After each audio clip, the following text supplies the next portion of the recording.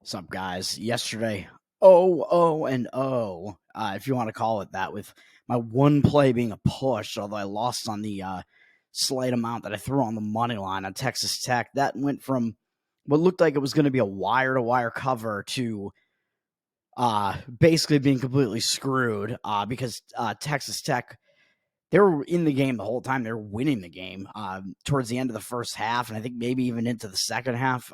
They did have at least a 6-point lead late in the first half. They were tied with probably I don't know, 8 or 9 minutes left in the game, something like that. And then somehow they just completely stalled out, even though Texas Tech, pretty good offensive team. Baylor, not a good defensive team. Neither of these teams are good defensively. They both can score. Baylor went on a 13-0 run, and that just completely threw the game off. I don't know how you go from a tied game to being down 13 in a span of like a couple minutes. Just ridiculous, and that completely threw off the game. Then all of a sudden, Texas Tech was down by, I think, as much as 15. I don't even know, but they actually got back into it again enough so that they pushed the number that I got with the 6, but that was just awful. It was looking pretty good most of the way. And then to just, I don't know, rub salt in the wound, I guess Clemson won outright, and I liked Clemson quite a bit, as I mentioned yesterday's video. They didn't quite get there with Clemson.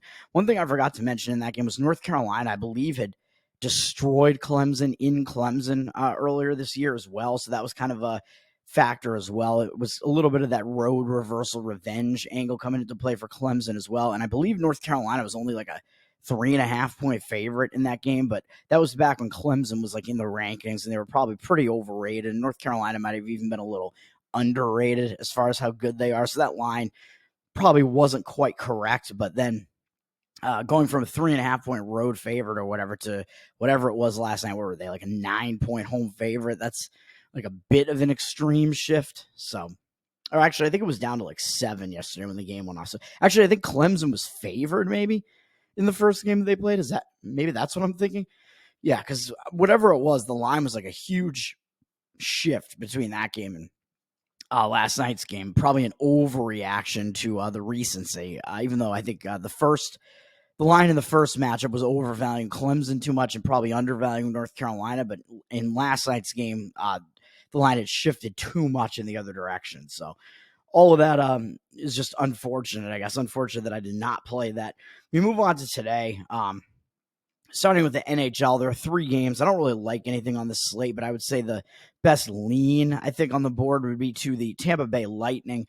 The New York Rangers are down from -130 to -126. So this looks like a really short line. It looks way too easy to lay the Rangers, who are certainly the better team, but they're basically only getting like home ice here. So the line is almost telling you they're about even, which looks pretty suspect. Rangers, 72% of the tickets, but 90% of the cash over on the other side on Tampa Bay. And I think probably the line is factoring in the rest situation, maybe over factoring it in, because Tampa Bay still has not played since prior to the All-Star break. So this is the one matchup today where this is the case, where you have one team, Tampa, who has not played since before the All-Star break. So they're coming out of a huge amount of rest.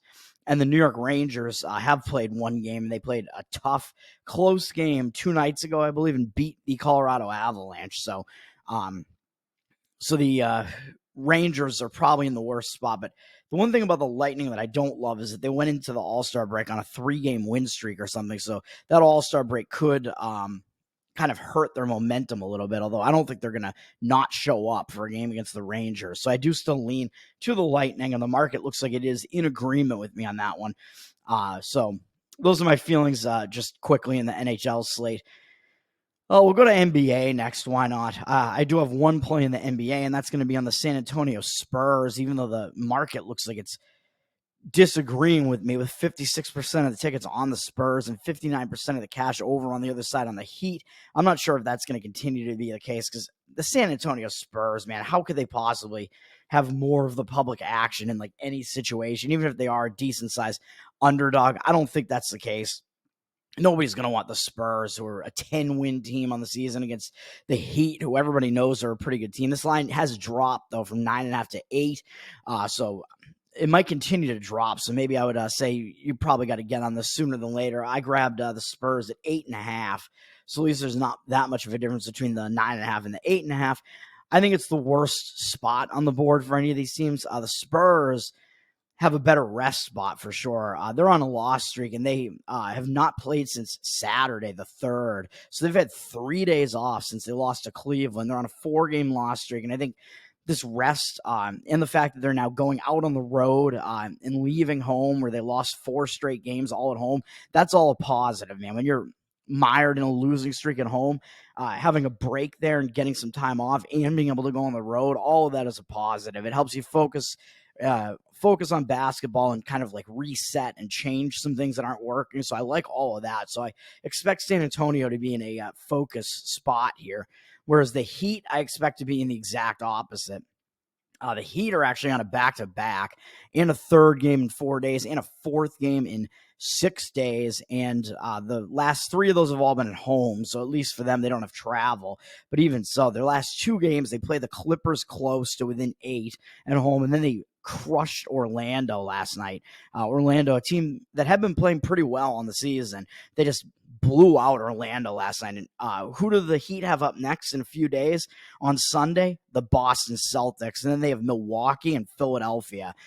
So they have 3 straight huge Eastern Conference games coming up right after the San Antonio game. So I think it's kind of a sandwich spot, man. I think you're feeling a little bit high on yourselves after the Orlando blowout win. You have no time off. And sitting at home, I think maybe kind of a negative there too, because you're kind of just like, you have a tendency to like celebrate more and you're thinking about that win.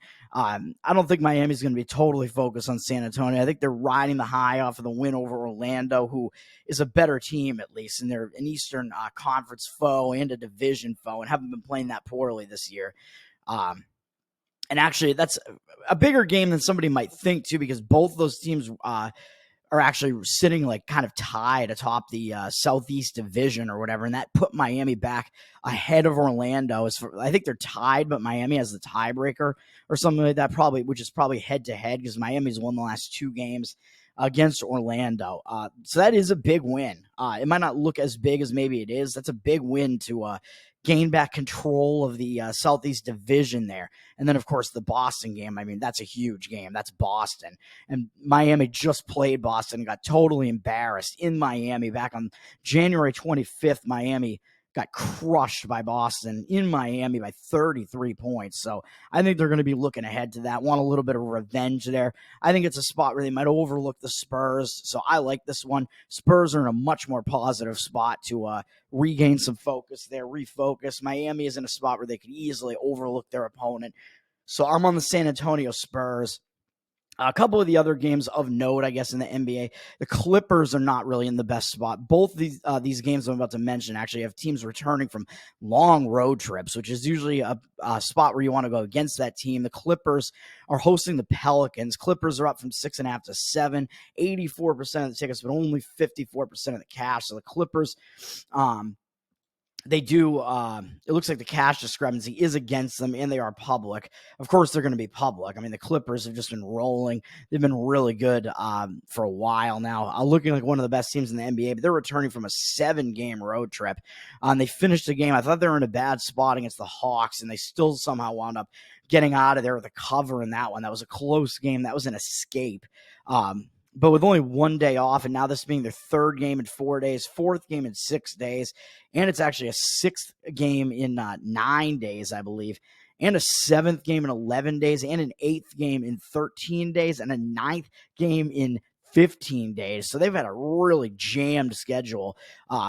This is going to be their 8th game since the 22nd, where they haven't had a span of multiple days off during that in a row during that entire span. So their rest spot is actually terrible. So the Clippers are in a really bad spot. The only thing that gives me a little bit of hesitation is that they have a couple days off after this, and then their next game is against Detroit, who nobody cares about. And they did just beat Detroit on the road during that road trip. So they're not going to be paying attention to Detroit.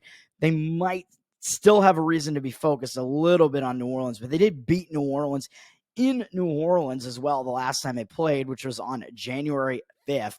So if there's any like quick revenge motivation, that will be on the side of the Pelicans as well. And the Pelicans, they're kind of at least in a nice positive momentum spot here as they they had a weird spot where they returned home from a 4-game road trip for a single home game, and they actually crushed Toronto. Even though I think that's kind of a weird spot to be in, returning from a road trip, that any sort of substantial road trip, and then having another 4-game road trip coming up right after that. So that's a little weird, but I like that to continue the momentum for the New Orleans Pelicans. They're coming out. Actually, I think I might play the Pelicans, man. The spot is just so bad for the Clippers, and the Pelicans are in a much more positive spot because I think that win coming back home against Toronto, you get that win, and then that helps your momentum going back out on the road. They're in a better rest spot, as this is only going to be their 4th game since January 31st. This is only going to be their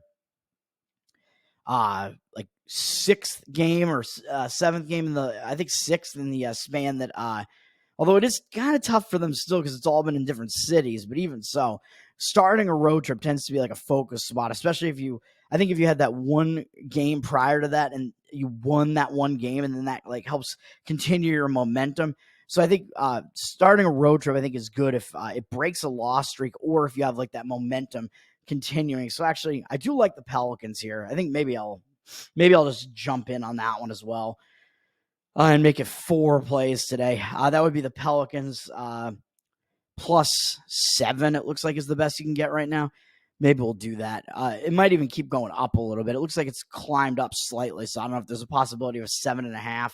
Not too much of a difference there, even though 7's a somewhat key number of basketball because it's the 3 possession lead there. So I like the Pelicans. And then the other game I was going to mention is the Kings are in a bad spot, returning from a long road trip as well. They're a 13-point favorite. They're hosting the Detroit Pistons. Pistons have 69% of the cash and only 65% of the tickets. So it does look like the cash discrepancy is on the side of the Pistons, even though it looks like they're kind of public as well. I do think it's a bad spot for Sacramento, returning home from a road trip, and Sacramento does have Denver up on Friday, so it is a look ahead and a return home spot for Sacramento, but they did get blown out to finish the road trip 2 nights ago, but it is a 7-game road trip, and their rest spot is not really that great either. I just don't like really getting involved in games with like double-digit spreads like this, but the Kings are certainly in a bad spot, a spot where I would only look to Detroit there. Kings in a distracted spot, or the return home spot where you always have like family stuff that comes into play and stuff to do. So you tend to not be totally focused on basketball. Even if they did lose the last game, it was a successful road trip. It was a long 7-game road trip where they went 5-2, I believe, on the road trip. They return home and they have Denver, Oklahoma City, Phoenix, Denver all up next. So it makes it a big look-ahead spot, too, where I think the Kings could just not take Detroit seriously there. So I do like Detroit in that one. I just don't love getting involved in games with huge spreads. Over in college basketball, I do have 2 plays as well. One of the plays is going to be on Texas, San Antonio, UTSA, +9.5, although it looks like the line might have gone down a little bit since I took this. Maybe not. It looks like it's Wichita State down from, 10 to... It looks like it's at 9 right now with reduced juice. There might still be some 9.5s out there. I think the 9 might also be fine on that one. This is a bad spot for Wichita State, dude. I think they're in one of the worst spots on the board because if you look at what Wichita just did, they just had a lead against Memphis, even though Memphis isn't what we thought they were. They're still considered to be one of the best teams in the American Athletic, especially by the standards of the teams that are in that conference. I think... Oh, excuse me. I've got a runny nose. It's cold out. Oh, this is awful. I think, like Memphis is still considered to be one of the best teams in the conference. They were ranked for a majority of the season. That's still a big game against Memphis. Wichita had gotten blown out and given up 112 to Memphis at home earlier in the season. So they had like a nice little bit of a road revenge angle there. They went into Memphis and they played a really tough game, a good game. Wichita State had the lead almost the entire game. They started out with the lead and they held the lead all the way into late into the second half where they were up double digits. They were up 11 with 6 minutes left. And then they gave up, I believe, 11 straight points, and Memphis tied the game. Wichita took the lead back after giving up the 11 straight. They wound up taking the lead back by 4 into the final couple minutes of the game, and they still wound up losing the game. It was a really great performance from Wichita in that game as a pretty big underdog, I would assume. I don't know what the line was because I don't see it here, but Memphis had 12 turnovers in the game to Wichita's 5. And Memphis did out-rebound them significantly, 45-33, but Memphis struggled in the turnover department, and Wichita took some advantage of that. The shooting percentages were about the same, but that was a big game for Wichita, man, coming off a huge performance against Memphis. And then who do they have up next after this on, I believe on Saturday, maybe? They play FAU, Florida Atlantic, whenever that is, February 11th. Maybe that's Friday, not Saturday, whatever it is. That's a look ahead to Florida Atlantic, man. So this game is sandwiched in between a max effort against Memphis, where if you lead the whole way on the road at Memphis like that, and then you stall out and you wind up losing the game just barely, it sets up a real flat spot for you, man. And these two teams haven't played this year. I think this is the only time they play this year. And Wichita has a FAU up next. I think it's just an awful spot for Wichita. I mean, they know they're not going to the tournament at this point, at least. They only have one win in the conference. So you might say, well, they can't afford to be unfocused against anybody. Yeah, but this is a situation where they're playing a team that's just barely ahead of them in the conference, at least in UTSA. And UTSA is coming off an embarrassing performance against Rice, man. I liked UTSA in that one. I thought Rice was in a bad spot. And UTSA, even though they only lost by 4, they were getting blown out of the building on their own floor against Rice there as a big favorite. That's an embarrassing, not a big favorite, as a slight favorite, 1.5. They got absolutely trashed in that game, though. So I think it's a much better spot for UTSA to show up focused here after a really embarrassing performance.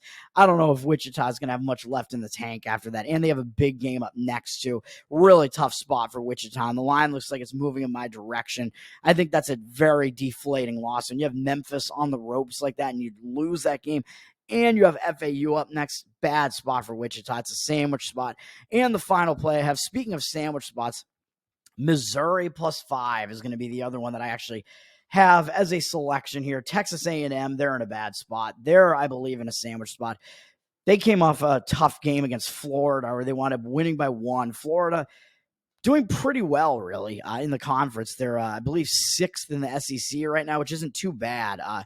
All the teams ahead of them are pretty good teams. Florida, not a bad team either, kind of flying under the radar a little bit, and maybe kind of a tournament bubble team to an extent right now. I think I still have them out of the tournament, but if they get a couple more big wins, they could be helping their resume a little bit. Still a big win for Texas A&M against Florida, and they have Tennessee up next. And in between those, they have to go to Missouri, and they've not played a road game since they went on the road to LSU back on January 20th. So they haven't played a road game in quite a while. They have to go to Missouri, and like I said, Tennessee, ranked 6th in the country, up next. That makes this a sandwich spot, man. And they just beat Missouri at home, even though it was only by 6 as a 10.5-point favorite. So Missouri did cover against them, but even so, and Texas A&M did shoot really terribly in that game, only 28.8%. Texas A&M was winning much of that game, but Missouri kind of did come back. But Texas A&M did have the lead for almost the entire game, even though they only wound up winning by 6. So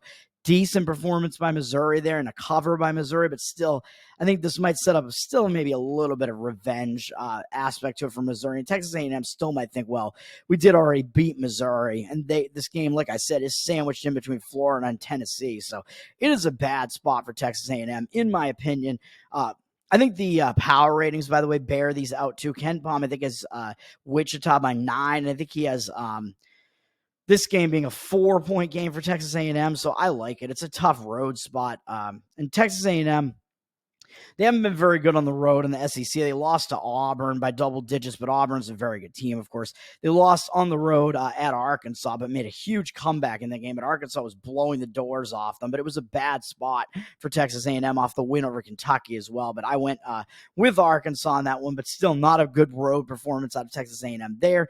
And Texas A&M did win and cover at LSU barely. So those are their road games in the conference. The road games have not been that impressive.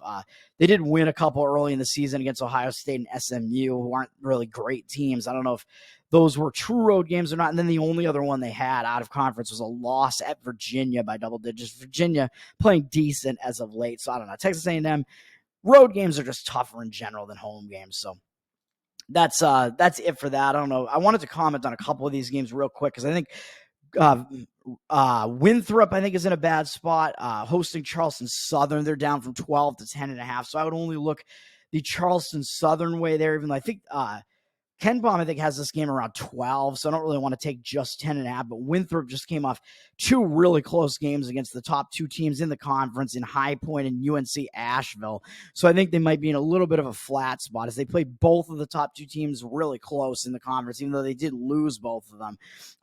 And they've had Gardner-Webb the game prior to the Charleston Southern game where they went on the road and beat Charleston Southern by 19 points. So it is a little bit of a road revenge angle for Charleston Southern as well, because Winthrop smacked them on their own floor. So Charleston Southern might be more up for this game than Winthrop is. So I would only look to the Charleston Southern side.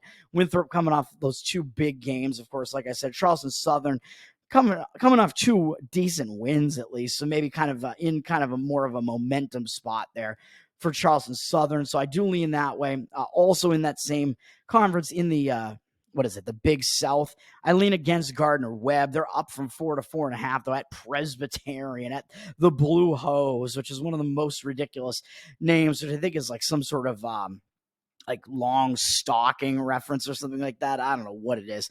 Gardner-Webb is coming off a win over UNC Asheville, who's one of the top teams in the conference, and they have the other top team coming up after this in High Point. So it's a sandwich spot for Gardner-Webb, and Gardner-Webb is third in the conference right now. So they just beat UNC Asheville to get to within a half game of them, and with High Point up next, that's another big game, and they already beat Presbyterian easily by 16 on their own floor. I think they might overlook Presbyterian, so I think it is a bad spot for Gardner-Webb as well. So I like Presbyterian in that one, and I would say that I think Indiana State's in a bad spot because they just beat Drake, and that was a monster win for Indiana State, dude, coming off such a big win that seized control of the conference. They're now 2 games ahead of Drake and have the tiebreaker against Drake, or excuse me, I believe they have the tiebreaker against. I don't know. They're 1-1 against each other though, but they seized control of the MVC by 2 games with that big win over Drake. Problem is they're playing Valpo, so they're probably like a 20-point favorite against probably the weakest team in the entire conference. Yeah, 21.5. So I just don't want to get involved, but I would not want to have anything to do with Indiana State in that spot. I wouldn't be surprised if Valpo does enough to come within that number there. So I don't like that, and I don't like the spot that Drake is in on the other side of that either. I think Drake is kind of in a sandwich spot, coming off a tough game, man. Even though Indiana State did handle them, Drake kind of made the game look closer than it really was at the end of it. Still a tough game for Drake and a tough loss, and that kind of broke whatever momentum they had there. They're having to face Southern Illinois here, who I believe they already beat. Yeah, they already beat Southern Illinois by 18 points on the road as well, and they have Bradley up next. So it's a little bit of road revenge angle there for Southern Illinois, and it's just a bad spot for Drake because it's a sandwich spot. They did just play Indiana State, who's the top team in the conference, of course, and they have Bradley up next, who's right behind them in the conference and really tied with them in the conference. So that's a big game coming up next against Bradley. So it's a tough spot for Drake against Southern Illinois, where I think Southern Illinois might be in a better spot. Drake's just in a terrible spot in that one. They might overlook Southern Illinois, but Drake, I think, is being a bit undervalued here as well. So the line is about where it should be, though. Ken Palm, I think, has this at 9, and that's kind of right where the line is. So I think it is a bad spot for Drake, and it's probably a bad spot for Duke as well, coming off the big game against North Carolina, but they're playing Notre Dame. They're playing Notre Dame, so they're a huge favorite, 16.5. I mean, there's probably no value to be had on Duke, and it is probably still a bad spot for Duke, but I would only look to the Notre Dame side there, but I'm not going to get involved in a game with a line that's that big.